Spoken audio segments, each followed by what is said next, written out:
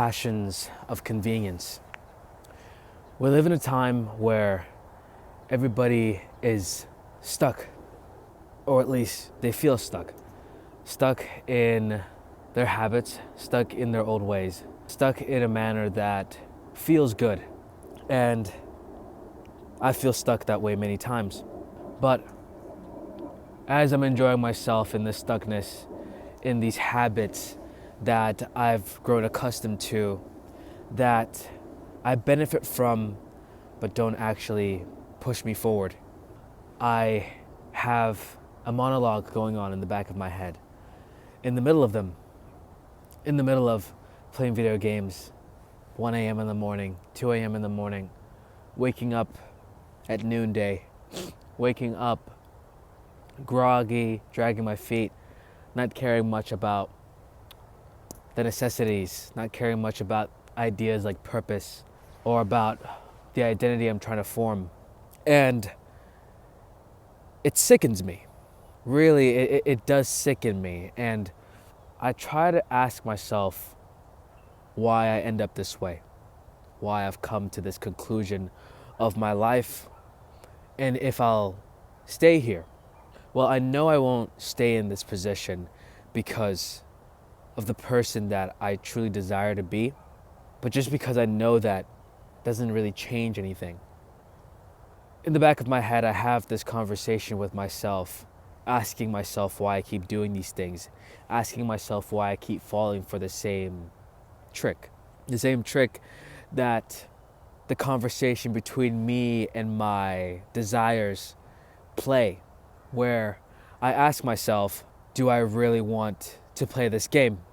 But in the middle of asking myself that, I end up, opening up the launcher, opening up the actual file and the application, and the game's in front of me. So now it's convenient for me to play the game because it's right there, I'm seated, it's right in front of me. That is a very surface level pleasantry of convenience, And the idea is that these things are already in front of us.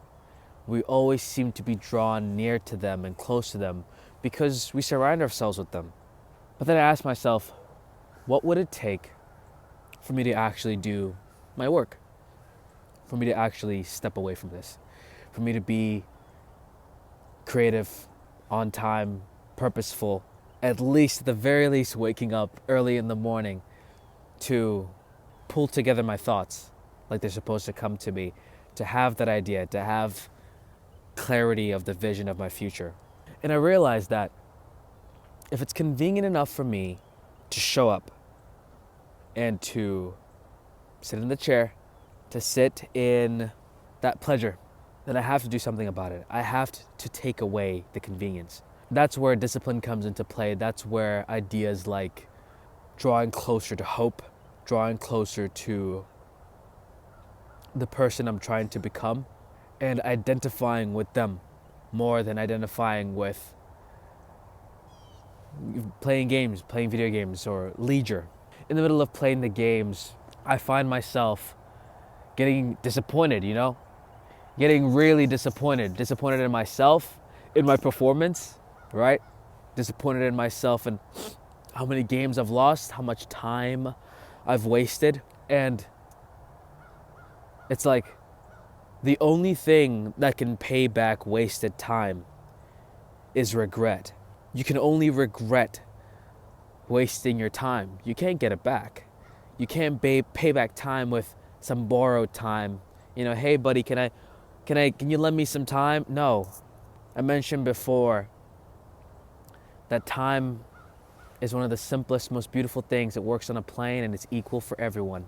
And that we all have to use our fair share towards the things that we want to be, towards the person that we want to be, towards the things that we want to have, etc., etc. I remember when I was younger, wee little boy, first car I ever had my eyes on was a Jeep Wrangler. One of the coolest things, a CJ7. And I asked my mom, what does it take to get one of those? I probably didn't say it in that manner, but I remember I was driving on the way to school after my mom dropped off everybody in my family. And I asked her, hey, Mama, what does it take to get one of those? And she said, well, Papa, you have to get a job. And that opened her mind to asking the question. I could see it in her eyes. Papa, what do you want to do? What do you want to do when you grow up, right? The biggest question in the world for a young man or a young woman. And it struck me. Wow, the world has so many different things, so many different kinds of people doing all sorts of kinds of activities. What do I want to do? So on the very surface level, I had ideas of invention, ideas of art and creation. So I told my mom that I want to be a scientist and an inventor, not knowing that anybody could invent something. You don't necessarily have to be a scientist to do that. But of course, I was like a 3-year-old, so that's not important. And I told her, yeah, I want to work in science. I want to work in the arts. I want to create something, basically. And she was like, well, Papa, if you focus on that, and if you do that, you can have that car. It's yours. So I said, really? You know, like a little kid would. And I believed what she said. But as a 4-year-old or as a 3-year-old, I couldn't make that happen. So that dream over time faded as we traveled. It was pretty fixed in my head. I still remember it to this day. It's a core memory of mine, but the color faded from it. And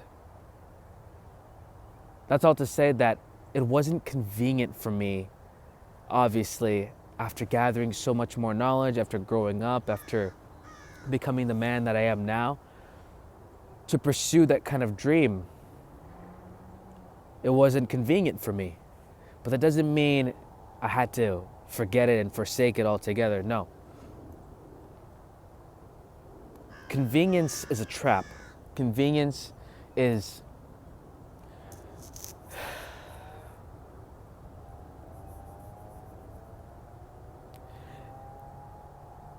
to me, it's the first pairing that comes with the main dish of regret, right?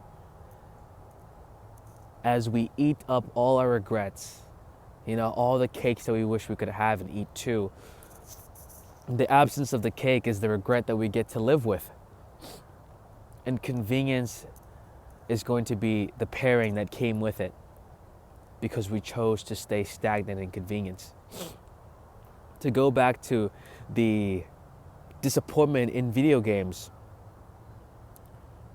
it's like we use convenience to get the pleasures that we want now, right? These pleasures of convenience, but we don't push ourselves up out of that seat with the disappointments that we face after realizing this is not aligning with my purpose at all, right? It's like you lose 10 games and it's like, let's do another one. No, dude, the reason why the matches are short, it's designed for you to keep playing. It's designed to be convenient. Like Rocket League, for example, right? We all love Rocket League, 5-minute matches, 10 minutes if it drags on, and it can go out into infinity if you have overtime, like any other sport. But if you keep failing at scoring the ball, you're going to lose, right? But it's so easy to get back into that. So you're building yourself almost like this Ferris wheel of a match after match after match. You're staying in these loops.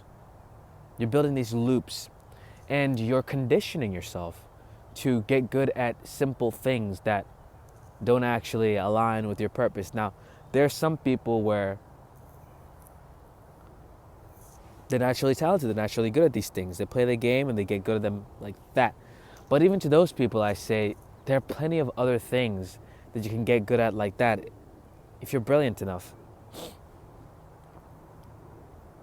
So just use that brilliance in something much more aligned with your purpose.